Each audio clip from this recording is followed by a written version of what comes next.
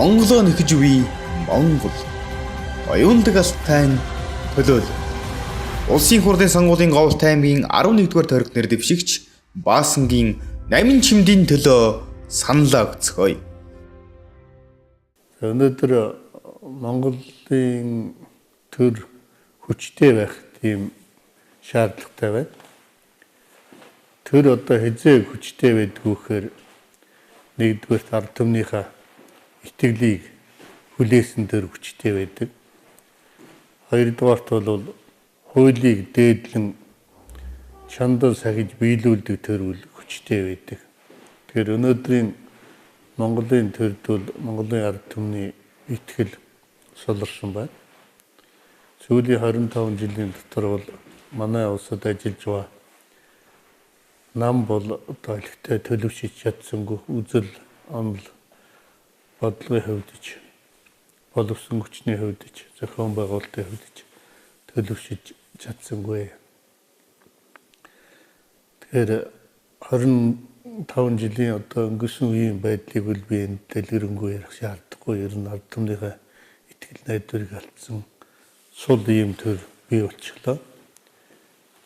Энийг бол заашгүй өөрчлөх шаардлагатай. Тэр өөрчлөх гол арга нь юу байдгүй гэхээр арч ясны сонгуулийн зарчим. Тэгээ энэ жил манай намын жимэд Говьт аймгийн тойрогоос бие даад нэр дэвшгээр өөрө шийдвэр гаргасан байна. Энийг бол Жуудагт Монгол холбооны тэргүүний хувьд ч за би өөрөө төрд олон жил ажил олох хасан хүний хувьд ч их зөв зүйтэй шийдвэр байна. Монголын ард түмэн бас өлегтэй дэгж дээшиж чадахгүй байгаа ийм нөхцөлд бол одоо ард түмнийхээ амьдралыг мэддэг, амьдралд нь өөрөө өсөж өндийсэн эдэмтэй номтой ийм хүмүүсүүд бол тэрийн ажилд зүтгэх нь бол маш зүйтэй. Нам жимдүүл мэдлэг, дуршлаг, ажил амьдралын хувьд бол яг одоо төрийн ажил руу ороход бүрэн болцоотой болсон хүн байна гэж би үздэг. Би гэхдээ нам жимдийг бол хувийн хүний хувьд сайн танихгүй. Би түүний телевизээр ярьж байсан яриануудыг бичсэн нэлээд хэдэн номуудыг уншиж байсан. Бас ганц хоёр одоо уулзаж одоо дотор сэтгэлдээ бол харилцаа хуваалцаж байсан. Энэ бүх байдлаас үзэх юм бол манай төрийн албанд бас ийм нэг хүн хэрэгтэй юм байна. Монголынхаа уламжлалыг мэддэг, түүхийг мэддэг, ирээдүйг бас төсөөлж байгаа юм хэрэгтэй юм байна гэж ингэж боддог. Өнөөдрийн одоо улсын хурлын гишүүдийг хараад байхад бол ерөөс үндсэн хууль болон бусад хуулийг сайн мэддэггүй, мэдсэн тэрийгээ дээдлэн хүндэлдэггүй, сахиж биелүүлдэггүй ийм байдал бол ажиглагдж байна. Тэгэхээр бид дээр хэлсэн шүү дээ, төр хүчтэй байх хэрэгтэй. Тэр хүчтэй байхын тулд түүн төрийг бүрэлдүүлж байгаа түүний салаа салуур гишүүн мөчөр нурсан төрд ажилдаг хүмүүсүүд л одоо хариуцлагатай, сахилгатай хуулиа дээддэг байж байж манай Монгол улс бол хөгжинэ. Ер нь төрийн хууль өнөөдөр дээрээ үйлчлэхгүй, доор харин борчуудад үйлчилдэг. Борчууд бол харин гатуу одоо ханддаг, зарим талаач ер нь хэлмэгдүүлэх ийм байдал бол ажиглагдж байгаа. Өнөөдөр Монгол улсын ерөнхийлөгч, улсын хурлын гишүүд, засгийн газрын гишүүд, зарим ям агентлагийн одоо дарга нар бол ажил үүргийнхээ хуваарийг сайн мэдгүй, юу хийх үү гэдгээ мэдгүй, бие биенийхээ ажилд хотголдон ордог тийм байдал бол ажиглагдаад байна. Жишээлбэл би ганц хоёрхан жишээ хэлье. Монгол улсын ерөнхийлөгч саяхан одоо энэ жилдээ байнгын төвийг сах бодлого гэдгийг дэлхийн нийтэд зарлаад тэр тухайгаа ярьж байна л да. Тэгэхээр Монгол улсын үндсэн хуулинд бол Монгол улсын гадаад дотоод бодлогыг зөвхөн улсын их хурл тодорхойлж байхаар заасан байдаг. Эхлээд хэрвээ ийм байнгын төвийн сах бодлого явуулъя гэж байвал ерөнхийлөгч улсын их хурлтайгаа зөвшөлдсөж, тохиролцож, улсын их хурлаараа шийдвэр гаргуулж тэр үндсэн дээр бол уг ажлыг хийх ёстой. Энэ бол ганцхан одоо ерөнхийлөгч өөрөө шийдвэрлээд хийдэг ажил биш.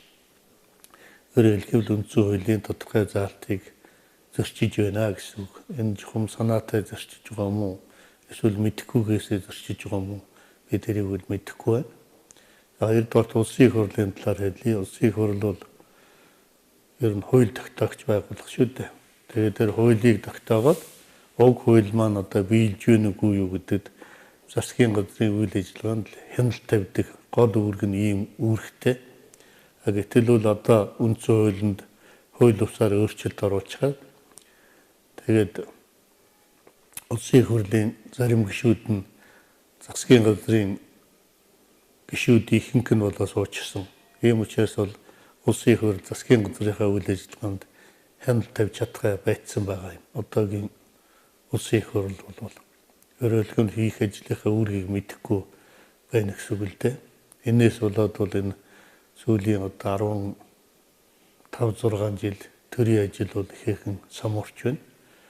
Ард түмний дунд яригддаг хэлдэг нь бол давхар дээлийг тайлах тухай яриа байгаа. Энэ бол давхар дээлийн ч асуудал биш. Ерөөсөө төрийн бодлого алдагдж байна.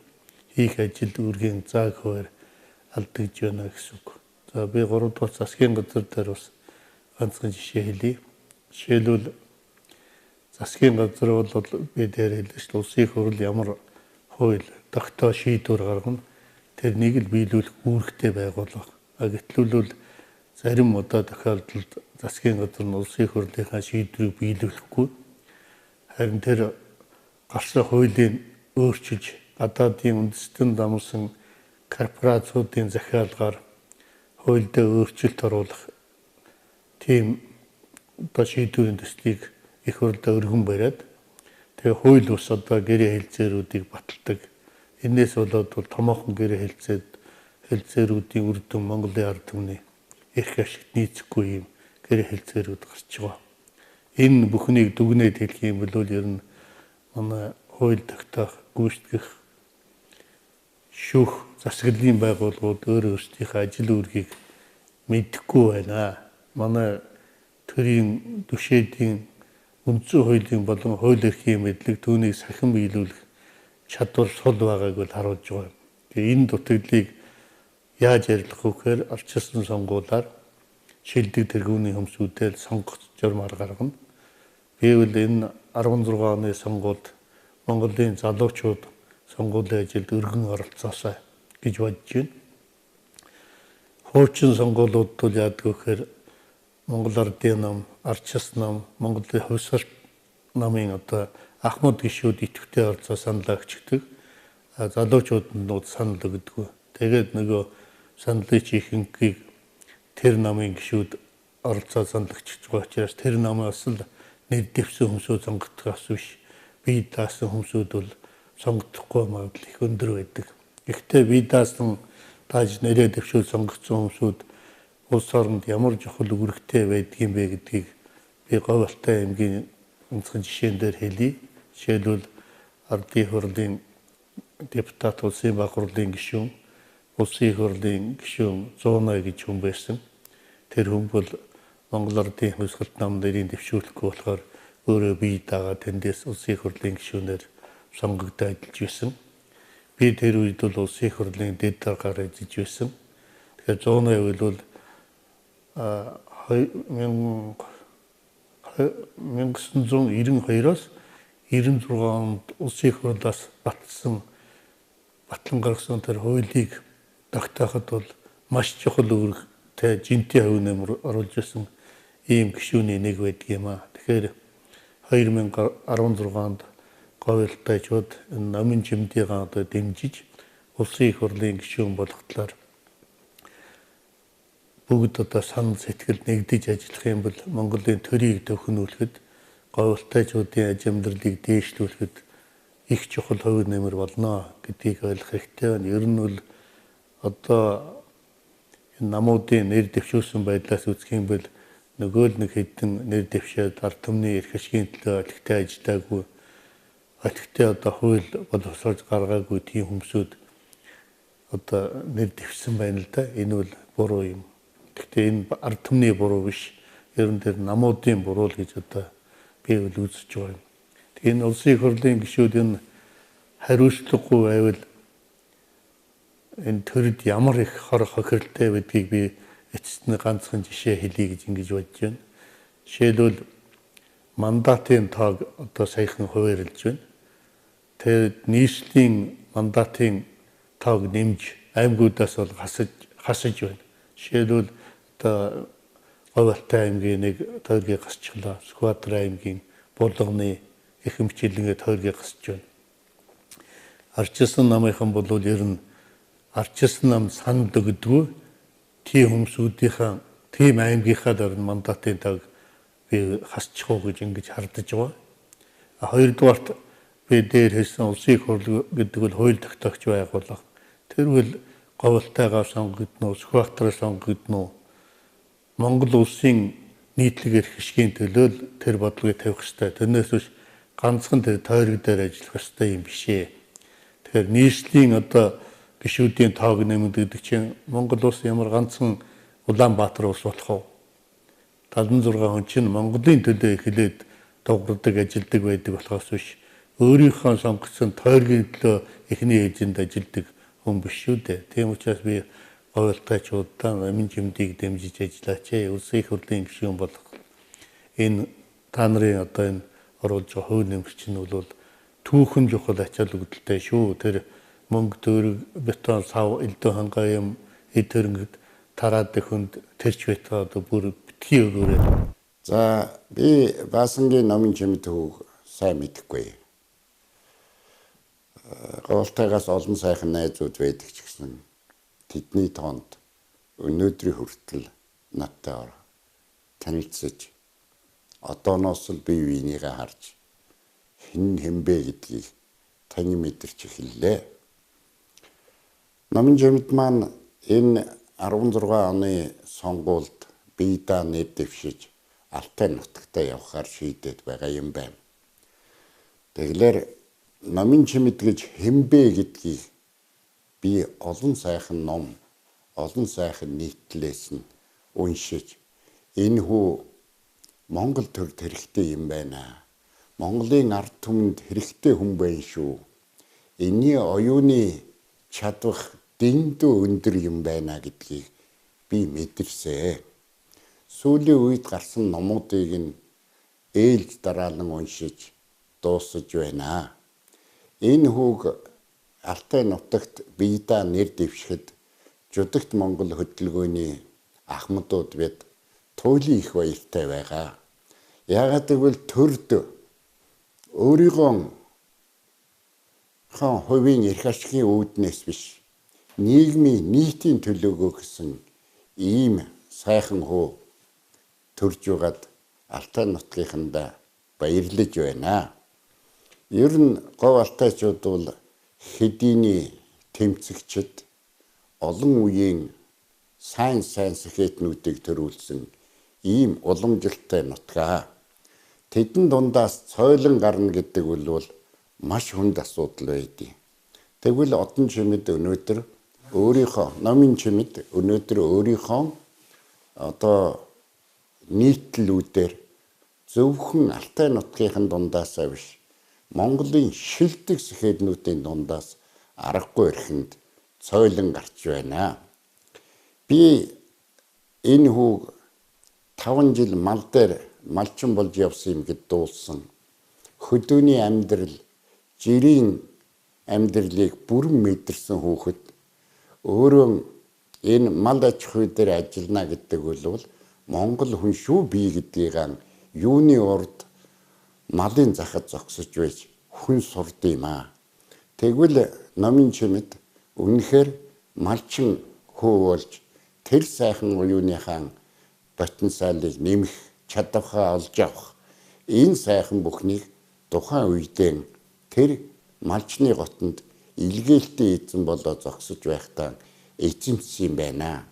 Тэр ч үндсэн дээрээ жирийн малчин хүн өөрөө зөвхөн өөрөө малчин байгаа зогсохгүй өөрөө л бусдын малыг хамгаалдаг тийм сайхан уламжил Монгол уламжлыг хадгалсан жинхэнэ Монгол хүн болж дээ гэх сэтгэлийг над төрүүлсэн юм аа. Одоо олон сайхан ном судрыг нь үзээд ингээд явахтай зэрэг энэ хүн энэ сав ертөнцийн сайн муу юмыг өөрийнхөө биеэр туулчихжээ. Малчны хотоос гараад одоо Америк, баруун Европын бүхий л хөгжил цэцэглэлт дундуур явж ямар нь сайн, ямар нь мууг ялгаж чаддаг гүн ухаантан болсон байна.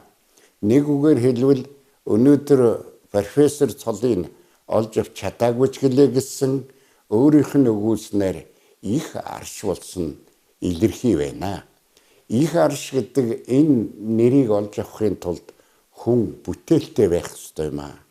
Тэгэхээр одон номын жимдийн бүтээл бол Монголын ард түмнийг зөвхөн урайлан дуудаад үл барам, тэдний оюун санааг тэлхээр үл барам, ер нь монголчууд гэж хэмбэ гэдгийг дэлхий дахин дуулгах ийм их номын хүн болсон байна.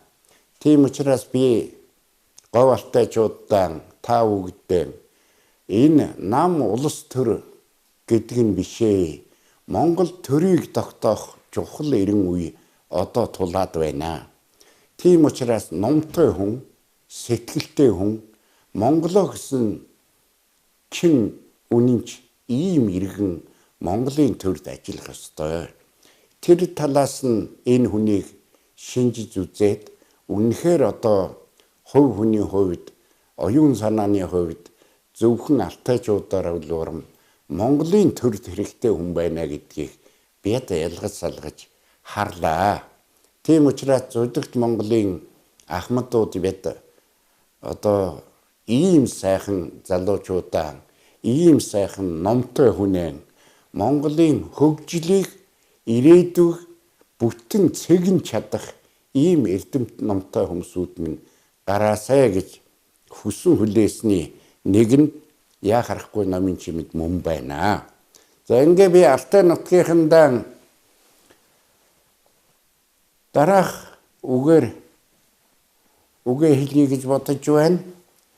Игнэшгүй нөхрийг олоод их арчийг Алтай нутагтаа бид илгээж байна.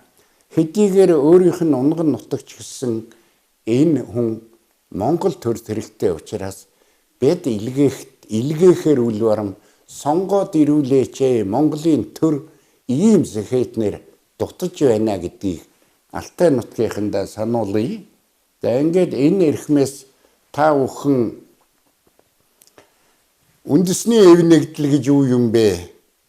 Эзэнт гүрний үеэс нь эхлээд өнөөдрийн хүртэл монголчуудын эв нэгдлийн төлөө байнга санаа зовж эв нэгдэлтэй байх юмсан гэдэг сэтгэлийг өвөрлөж байна. Хоёрт нь нийтийн төлөө гэсэн сэтгэл нь тэр малчны хотоос эхлээд өнөөдрийн Монголын үүсэд байгаа нийгмийн эдийн засгийн тогтолцоог үнэхээр өөрийнхөө сэтгэлээр зөвхөн уншсан номны чадлаар биш уншсан номоо өөрийн болгож өөрийн гэсэн сэтгэлдээ тунгааж сэтгэлээс ном бичдэг ийм болжээ. Энэ номын уншихтай зэрэг нийтийн төлөө гэдэг сэтгэл энэ хүний эзэмсэн байна. За гуравт нь энэ хүний бичиж байгаа өөрийн бидэнтэй ирээд уулзаж байгаа ярьж хэлж байгаа яриан дундаас чин шудраг гэдэг энэ агуу чанар энэ хүний нүүрэн дээр нүдний галванд нь бүрэн битсэн байна. Тийм учраас чин шудраг хүн гэдэг бол эзэнт төрийн үеэс эхлээд өнөөдрийн хүртэл Монгол төрийн чимэг болж явсан юм аа. Тийм учраас би алтайчуудаа та бүхэн ийм сайхан хүүтэй нутгийнхан төрдөн энэ хүүгээ сонгоод ирүүлээч. Та бүхэн хамгийн түрүүнд энэ хүний өөрийгөө танилцуул явах үедээ танилцгаал үл барам энд хуран цугларсан уулзалт болгон дээр нь нам үл харгалзан, албан тушаал үл харгалзан, малчин жирийн гэрээ эмэгтэйч байсан та бүгд үннийг энэ хүнээс сонсооч ээ. Тэгээд энэ хүнээ сонгоод явуулвал Монголын ард түмэн та бүгдийн илгээсэн хүмүүгийн оюун чадлыг бид бахархан үеийн үед мөнхрөх зам дэлгэрэх болно. Тийм учраас дэлгэрүүлэхийн тулд хүч нэгдэж эрдэмтэй номтой олон сайхан бие даагчдын нэгэн адил орж ирээсэй гэж хүсэн өрөөж байна. Ингээд алтайчууд номын чимдийн сонгоно гэдэгт жирийн Ахмад төр нийгмийн зүтгэлтэн Ахмад геологч миний бие харж бахархан суунаа. Та бүгд минь Ахмад бидний бахархлыг заавал биелүүлнэ гэдэгт би алтайчуудтай итгэж байна. Номын чимэд Монгол улсын их хурлд ирж Монголын ард түмний төлөө оюун ухаанаа зарна гэдэгт итгэл төгс байна. Сонгогч та бүхэн минь саналаа өгцөөгөөрэй. Баярлалаа. Улсын хурлын 2016 оны ээлжид сонгуул босгон дор тулж ирлээ. Энэ сонгуулийг би онцгой гэж бодоод байна. Монголын ард түмэн шинэ сонголтын замд тулж ирээд байна. Ийм үед улсын хурлд хэнийг гаргах уу, хаанаас ямар хүнийг гаргах уу гэдэг хүн нэг бүрийн тулгымдсан асуудал болоод байна. За Монгол улс социализмаас капитализм шилжиж шинэ хөгжлийн замаар явсан өнгөрсөн 26 жилд Монгол ардын нам, ардчилсан нам тасралтгүйгээр ээлжгүйгээр хослож 26 жил төр барьлаа. Энэ 26 жил гэдэг чинь 6 сонгуулийн хугацаа шүү дээ. Тэгээ энэ хооронд Монгол улс хөгжсөнгүй, эдийн засаг хөгжсөнгүй. Энэ хоёр нам ээлжид засгийн эрхийг бариад ажилгүйдлийг арилгаж чадсангүй. Ядуурлыг бууруулж чадсангүй. Тэгтээ өнөөдөр олон иргэд сонгогчид эрх баригч хоёр намд итгэл алдрах ийм байдалд хүрж ирж чад байна л да.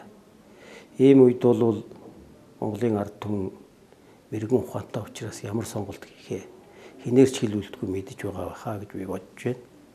Улс төрийн 3 дахь хүчнийг эсвэл бие даагчдыг дэмжихээс өөр гарц үлдсэнгүй. Учир нь дээр дурдсан хоёр намд Монголын ихэнх ард түмэн итгэл найдвар хүлээлгэж 26 жил төрийн эрхэнд байлах энэ хооронд 20-30 хоёр намын толгой баячууд 20-30 хүн л язартлаа байж л өөр өөрчлөлт төдийлөн орсонгүй шүү дээ. Тийм болохоор одоо улсын хурлд бид нар их бодож шинэ хүнийг, шинэ үеийг гаргах хэрэгтэй юмаа гэж би ингэж бодож байгаа. Монголыг хөгжүүлж чадах оюунлог хүн хэрэгтэй байна. Ийм оюунлог хүний нэг нь би Баасангийн номын чимдэг гэж ингэж бодож байна. Манай нэртэй түүхч, зохиолч, сэтгүүлч 7 сайхан ном бичсэн. Хаадын цувралд хүртэл ормоо бичсэн байгаа шүү дээ. Энэ хүн Говьлтай аймгаас бие дааж нэр дэвшиж байгаа юм байна. Говьлтай аймаг бол Монголын төрд өөрийн олон 10 нэртэй зүтгэлтнүүдийг, урлаг соёлын гавьяатнуудыг ажиллаж хичээнгүй ард түмний гаргаж өгсөн ийм алдартай ард түмэн байгаа. Тийм улсыг залгамжилж байгаа, нэр төртөө залгамжилж чадах хүний нэг нь манай номын чимд байгаа. Тийм учраас би Говьлтан сонгогчдод саналаа одоо энэ хүнд өгөх байхаа гэдэгт эргэлзэхгүй байна. Өнөөдөр Монголын төрд шудраг хүн хэрэгтэй байна. Идэж уудаггүй хүн хэрэгтэй байна. Оюуны өндөр чадамжтай эд хөрөнгийн төлөө шундаггүй хүнийг нэрлэе гэвэл би одоо ном чимдийг нэрлэмээр байна. Итгэж болохгүй. Нас бие чадал тэнхээ эд жигдэрсэн насан дараа явж байгаа юм. Төрд бас туршлагатай хүн хэрэгтэй. Энэ хүн төрийн захиргааны ажлыг бас олон жил хийсэн. Манай Монцом агентлагийг, засгийн газрын агентлаг, тохируулагч агентлаг, хэрэгжүүлэгч агентлагд багт газрын даргаас эхлээд орлогч захирал, ерөнхий редакторын ажлыг олон жил надтай хамт хийж над хань түшиг болж байсан ийм сайн залуу баг. Өнөөдрийн Монголын төр тэмцэгч, тэмүүлэгч шинэ хүн хэрэгтэй байна. Ийм хүний төлөөллийг би Баасангийн номын бимд мөн гэж бодож байна. Тэгэхээр би Номжим дахыг эртнээс мэднэ. Яагаад гэвэл бид хоёр нэг сургуульд сурч төгссөн. Номжим дах манай дээдлийн курс байсан. Тэгээд ер нь оюутан байхын л их нухацтай, хичээлдээ сайн, ер нь их задарсан, ном их уншсан, багш нартай оюутнуудаа төдийгүй бас багш нартай хүндлэгддэг ийм одоо хүн байсныг би санаж байна. Тэгээ Номжим дах маань Говьалтай аймагт Төрсөн нутагтаа би дааж нэр дэвшиж байгаад би их баяртай байна. Би харин Номжим дахыг одоо яаж одоо нэр дэвшнэ гэж ингэж шийдвэр гаргасан болдоо гэж боддог. Үнэндээ тийм шийдвэр гаргахааргүй их номын үнэлтэй. Би мэддгийг манай нөхөр бол Баатар хуйг, сэтгүүлч Баатар хуйг Монцамын агентлагийн захирал хийдэг. Манай нөхрийг Монцамын агентлагт очиход Монцамын агентлагийн дэд захирлын ажлыг хийжсэн. Тэгээ өөрөө энэ ажлаа санаачлагаараа өгөөд ном эрдмийн ажлаа хөөё гэд ингээд гарсан төрийн ажлаас гарсан хүн байгаа юм. За одоо бол чадсан чадаагүй бүх хүмүүс төрд орох гэж авилга өгч ингээд зүтгэдэг болсон цаг үед төрөөс ганцаараа одоо зүхтаасан хүн бол дэндүү ховорхон хүний нэг бол манай Номжим дах юм байгаа юм. Тэгээ би тэгээд одоо оюутан байхын хүндэлдэг хүн байсан учраас дандаа л ах гэж яриа сурцсан. Тэгээд энэгээр ярьж байгааг нь бас нутгийнхаа ойлгоно хаа гэж ингэж бодож байна.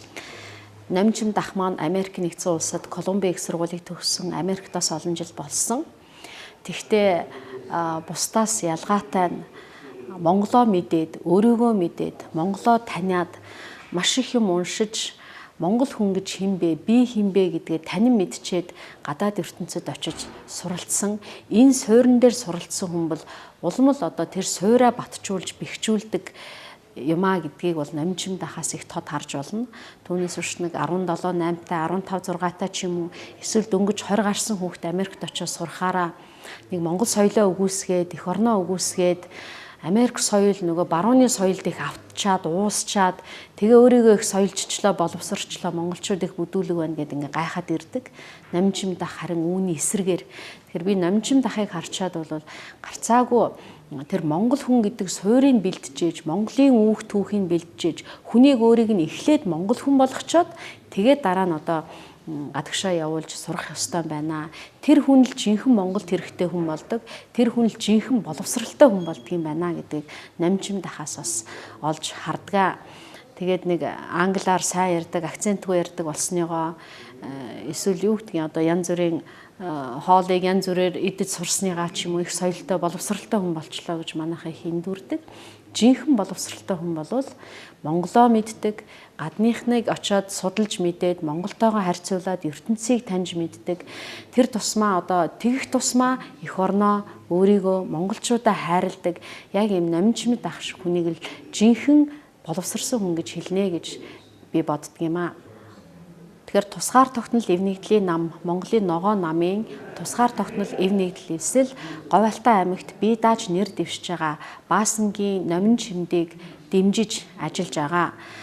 Бид бол тусгаар тогтнол эв нэгдэл эсэл тусгаар тогтнол эв нэгдлийн нам нэг тамга барьсан намуудын эслийг биш, бид зөв хүмүүсийн эслийг бий болгож энэ зөв хүмүүсийн эслээр дамжуулж Монгол төрийг өөрчлөх ийм зорилготой.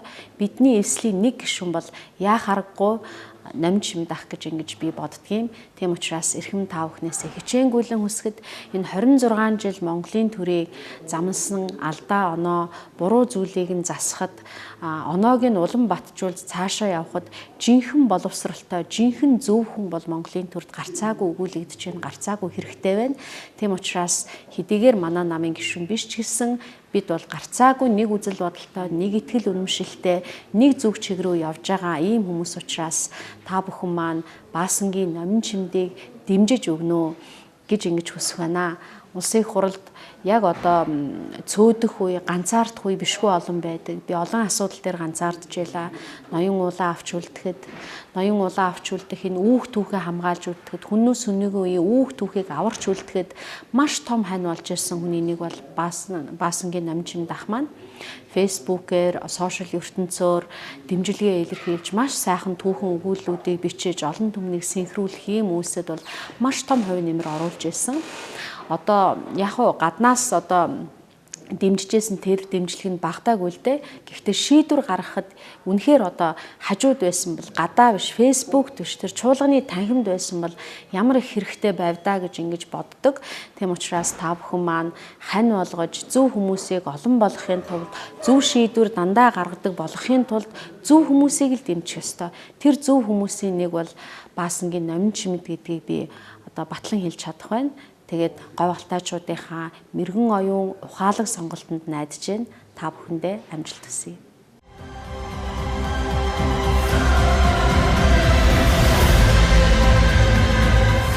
Монголоо нэхэж үе Монгол. Оюундаг алтай нь төлөөлөл. Улсын хурлын сонгуулийн Говьт аймгийн 11-р тойрог нэр дэвшигч Баасангийн Номин Чимдийн төлөө саналаа өгцгөөе.